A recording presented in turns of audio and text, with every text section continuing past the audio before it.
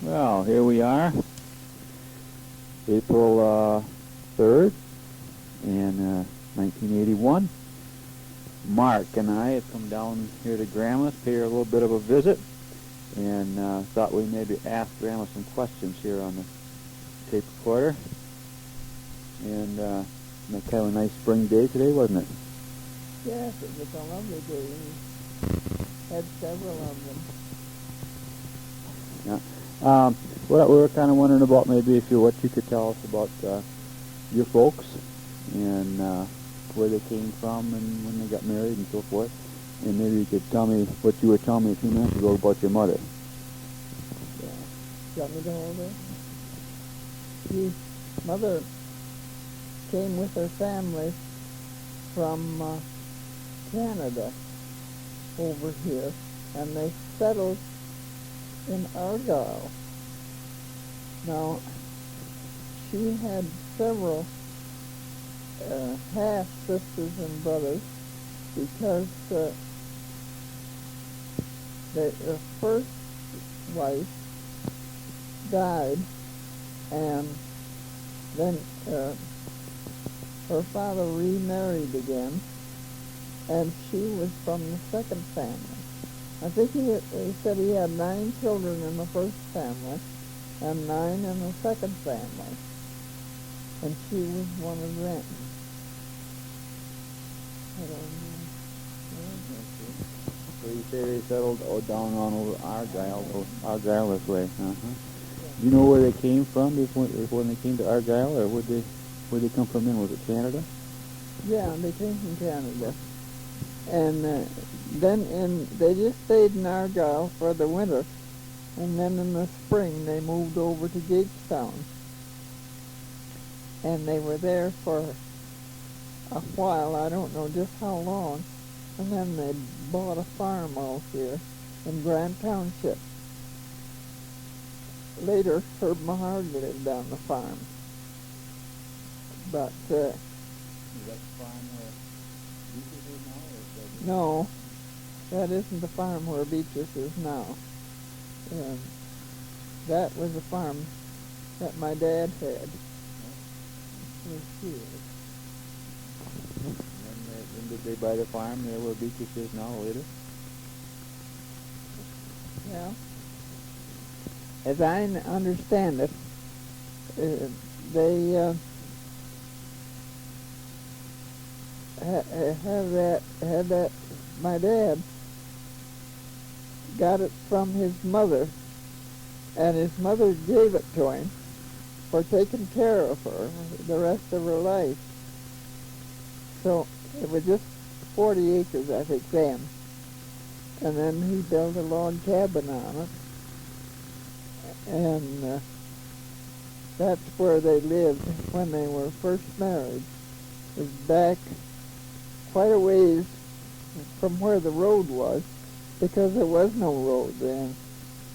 But it was built back in a field, and they had this log house. It was quite large, a nice big room downstairs and 2 bedrooms, and then the upstairs was all an attic type, all in one big room. Wow. Yeah. Do you remember the log cabin? I remember the log cabin, but I often wish I had a picture of it. But no one in the family seemed to have got a picture from it, because I guess there wasn't any, or at least there wasn't many cameras then to take pictures with. So we don't have a picture of our log cabin. But it was just a large building and one large room downstairs. Kitchen, dining room, living room, and everything all in one room. Probably a fireplace. No, there was no fireplace. And two bedrooms. Well, then they built the house up there. Yeah, then the road went through, and then he built a barn first. And then after 2 years, he built a house down there.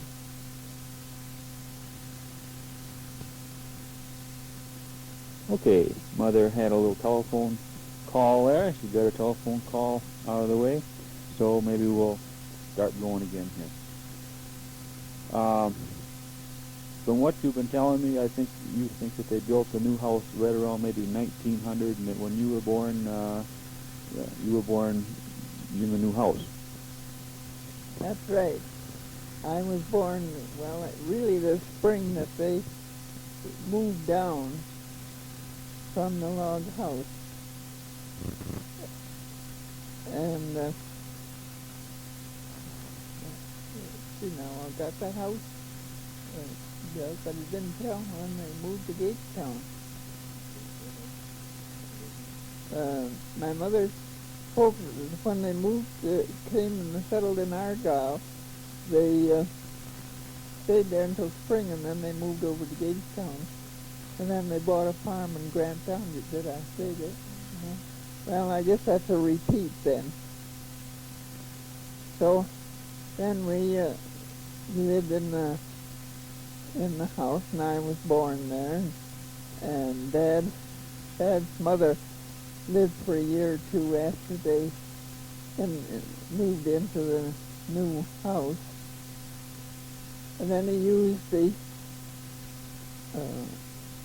log cabin later for a sheep pen. Kept sheep in there. And then he kept the bedroom doors boarded up part way, and then in the spring when they were going to have the lambs, well, he'd put the mother and the lamb in there for a few days until the lambs got kind of strong.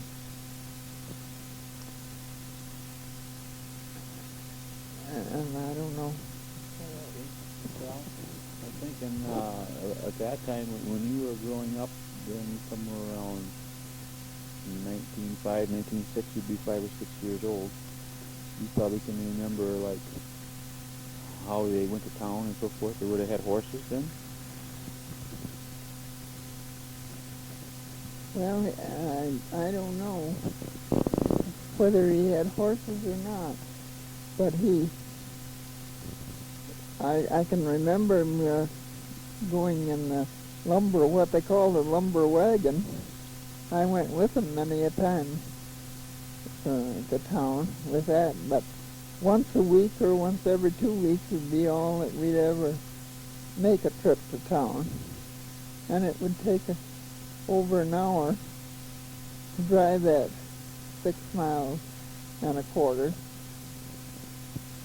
At first, when they were clearing the land, when Dad was clearing the land, they just had oxen to use.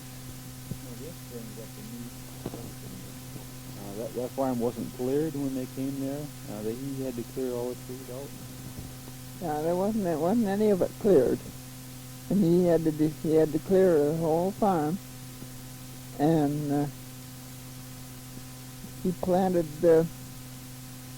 after a few years he planted a big orchard up there back of where the log cabin was, and then he planted another one down where he built the new house. Planted another orchard. We used to have lots and lots of apples. And the apples were always so nice and large. We had plenty of apples in the cellar the last. No, they never didn't spray at all. And they wouldn't be wormy here. That is, very many of them anyway. Make cider too? Yes, we used to make some cider. Every year we'd have cider to drink.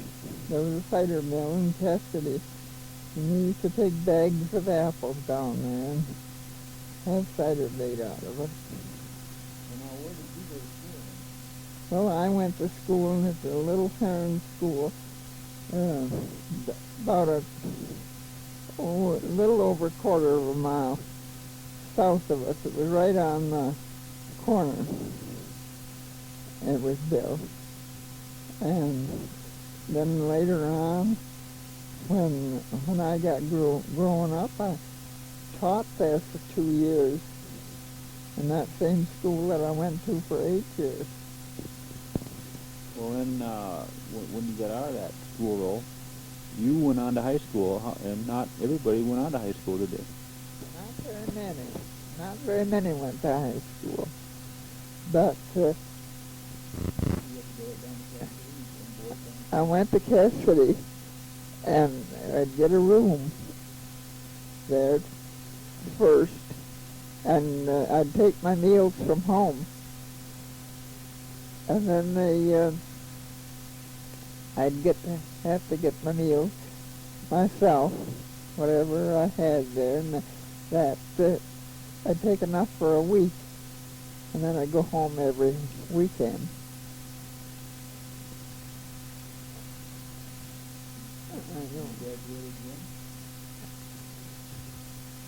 I graduated in the year 1919.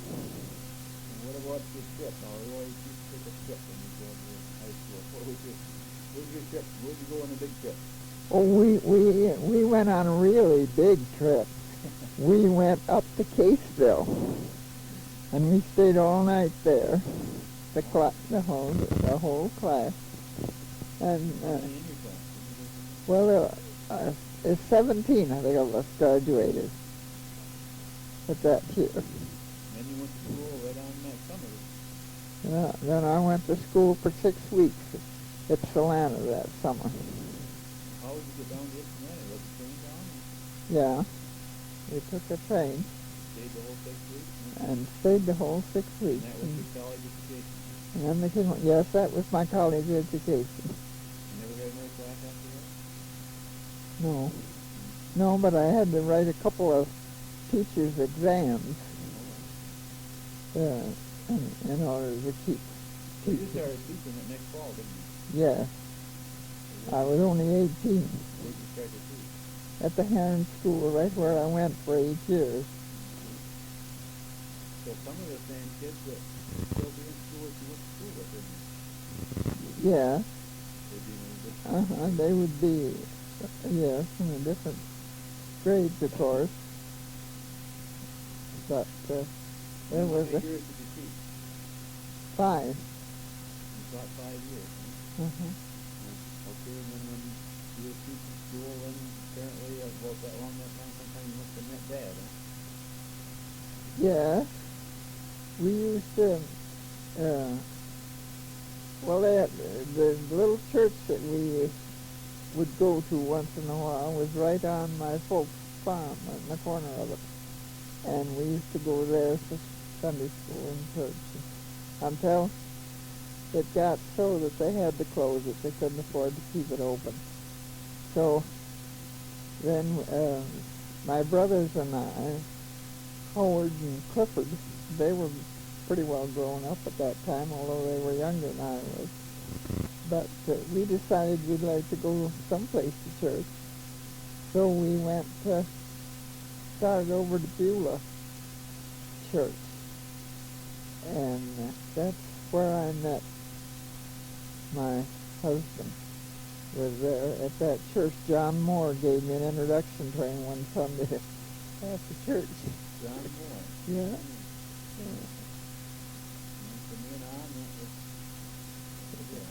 Yeah. Well, not exactly. No, not exactly. The first date I had with Haskett, I always called him Dad, but the first date I had with him was we were at Frank Martin's to a Sunday school party, or class party it was, and he asked to take me home, so I let him take me home, and that was the beginning of it all.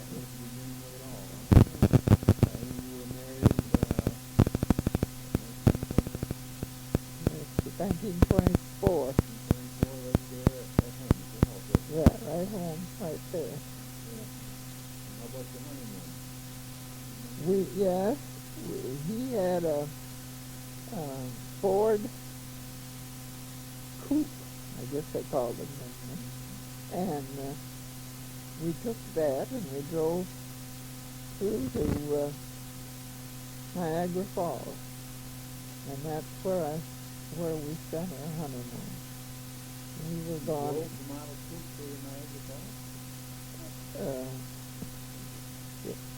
We went down to Detroit and took the boat over to Buffalo, and then we drove on. Well, you took the car right on the boat? Yeah, Oh, and then we drove on and stayed all night on the boat. how long were you We were just gone about a week, but when we came home, we drove all the way home from Buffalo? from, yeah. We did. Well, okay, we'll take a little bit of a break here, and then we'll start later.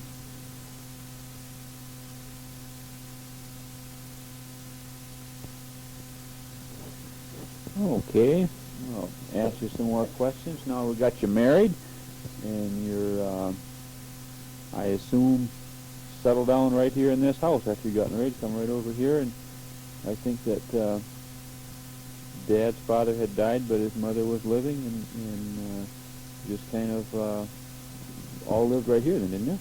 That's right.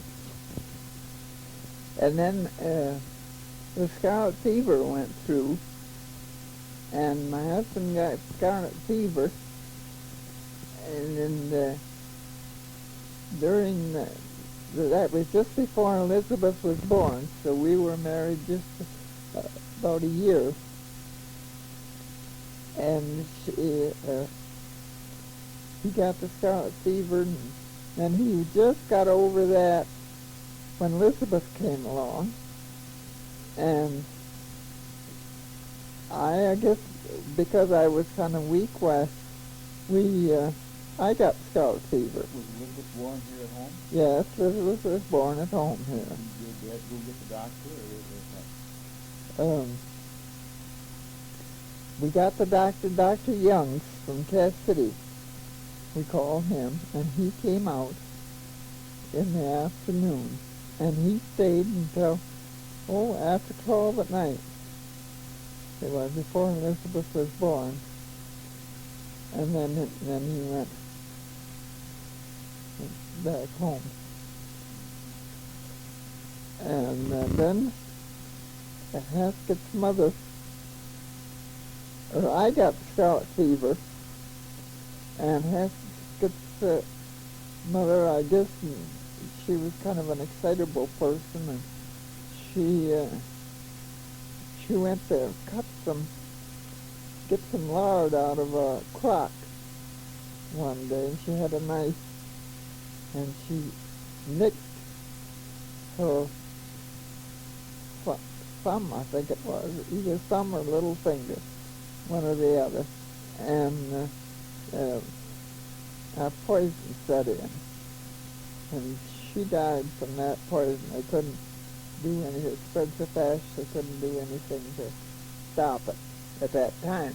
I think later on they could have with penicillin and such like, but even then they didn't. that was shortly after Elizabeth was born? That was after Elizabeth was born. So she'd have been just a baby. Yeah, she was just a baby.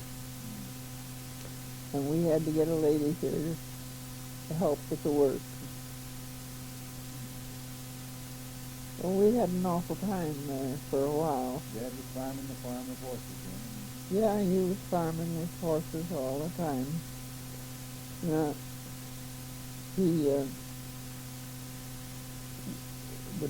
When he would harrow or do anything that he had to walk, his arthritis bothered him When did that start?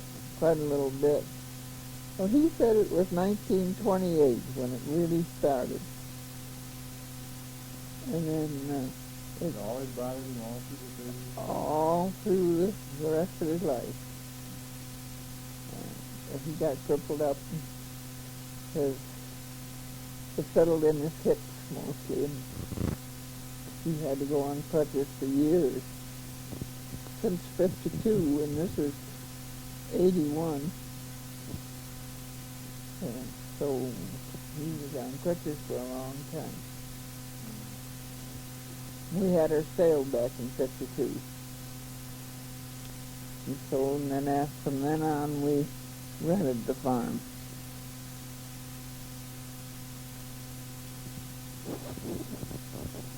Okay, well, we'll take another little break. Okay, well, we're up to the late 20s. Your dad's arthritis, he thinks it started about 1928. And, of course, this brings to mind, and we hear all the time about the big stock market crash of 1929 and depression years during the 1930s. And I don't know if you'd have any reflections or anything you'd want to say about those years, about how it was any tougher here, or if you noticed any difference or anything, any changes you had to make because of the depression. Yes, we noticed an awful difference, but we were better off than a lot of people because we always had lots in our garden to eat, and I always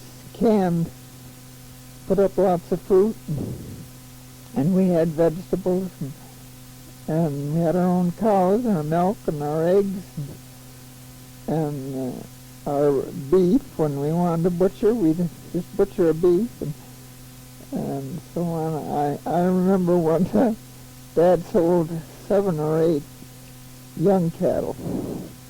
He shipped them down to Detroit. He thought he'd get a better price for them down there. That was right in the midst of the Depression. And when the check came back, it was for, I think it was $67 for a whole bunch of them. There were 7 or 8 of them. And $67, oh, he was terribly disappointed, but there was nothing he could do about it. So we just had to live with it. Eggs got down to 8 cents a dozen. But everything else was accordingly. Well, what about the time that you bought the farm over there? One we called the other place? Yeah, the Otten Farm. We bought it shortly after that. 100 acres. And that was the limit of our buying farms, was that 100 acres. And we had 140 to begin with, so that made us 240, and that was all that we could work with the horses at that time. Then the tractors came in, and we got our first tractor, and it did an awful lot of work. But Dad, he says he'd never give up the horses. He says, I will always keep a team of horses. But the time came when the tractor did it all, and the horses weren't doing anything, so we had to get rid of the horses. But he was a great lover of horses. Oh yeah, he used to raise his own. Yeah, quite a lot.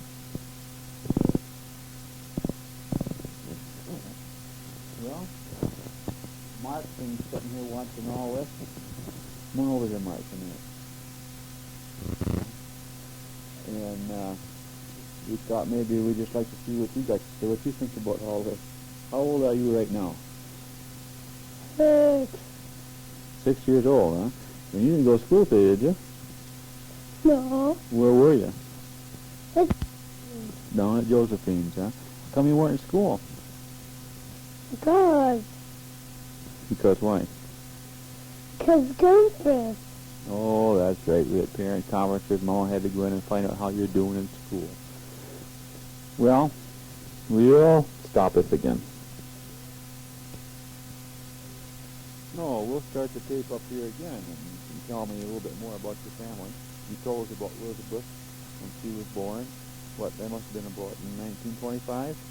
Elizabeth, if you're listening to this, was in your age. Well, anyway, well, you can tell us about the rest of them. Then after 4 years, Elizabeth was about 4 years old, we had Elva Marie. The same month. Elizabeth's birthday was the 19th of December. Now, No, Alva Marie's was the 19th and Elizabeth's was the 17th of December. So they came quite close together there. But there's 4 years difference in their ages. And then after 11 years, John, our oldest boy, came along. I didn't want to be born in the Depression. No, he wanted the good times. And then Colson, in a little over 2 years, Mr. Colson was born. So we had 2 girls, and after 11 years had 2 boys. And that's what we have right now.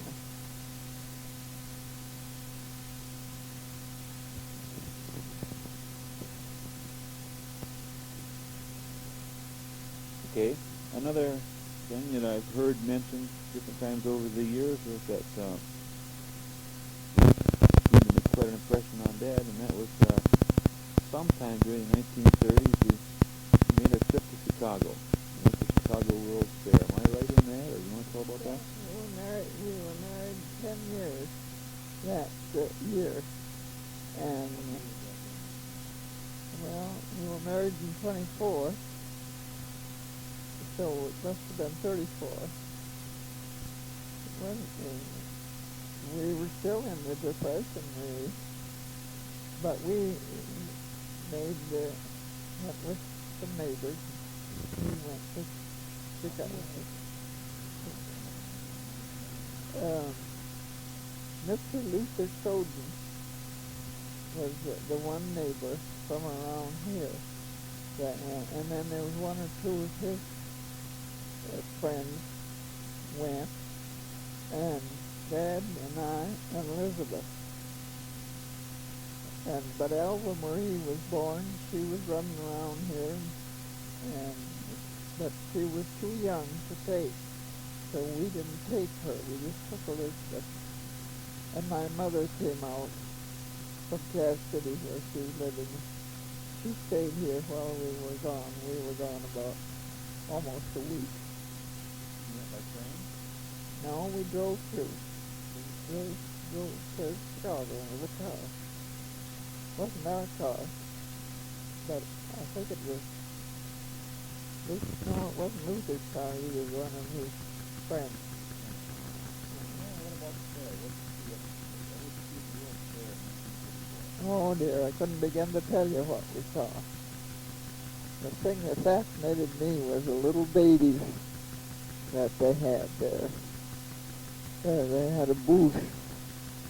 It was all very sanitary and all very closed up, glassed in, and you could look through the glass. The nurses taking care of the babies, and the babies would be, several months premature, so they were pretty tiny.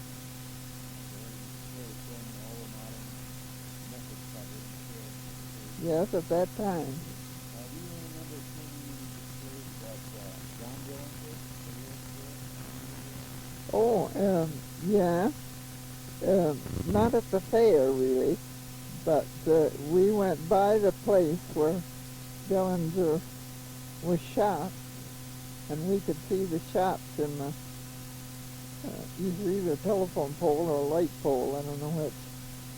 Right out in front of the restaurant where he was shot. Well, no, not exactly, but it was one time when we were driving around, we just happened to stop there and got out and looked.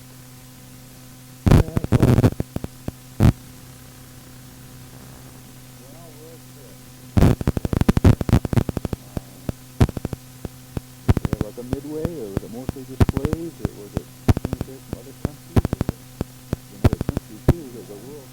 It was a lot like it, I guess it is now, only now it's much more elaborate than it was then, but boy, it seemed elaborate enough then. What about any other big trips? That was in 1934, and that was to Chicago. That was quite a trip to take. What about any other trips that you can recall that you took? Well, we never went on very many trips. When Colson was out to school in New Hampshire, we drove through, and we went out to see him for a few days. And then when he had a job in New York City, we took the plane from Detroit and flew out there. And we stayed a week with him. I think it was about that time. And that's about the only two big trips we made. We took quite a bit over to Canada. Haskell's relatives lived over there. We used to go over there quite often to see them, especially when his aunt, he had two aunts, Aunt Elva and Aunt Emma, when they were living. We went over there quite a little bit to see them, and then he had cousins over there.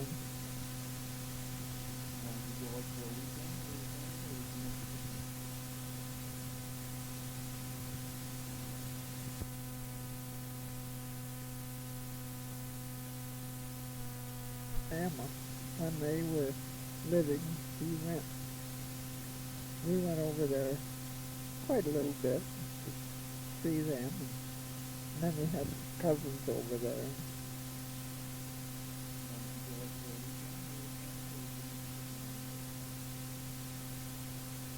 Well, we'd make a trip in one day, but we'd stay overnight, maybe a couple days, and then come back. Well, usually we had a hired man around here that looked after things when we were away like that. But we didn't go very often. It was pretty few and far between.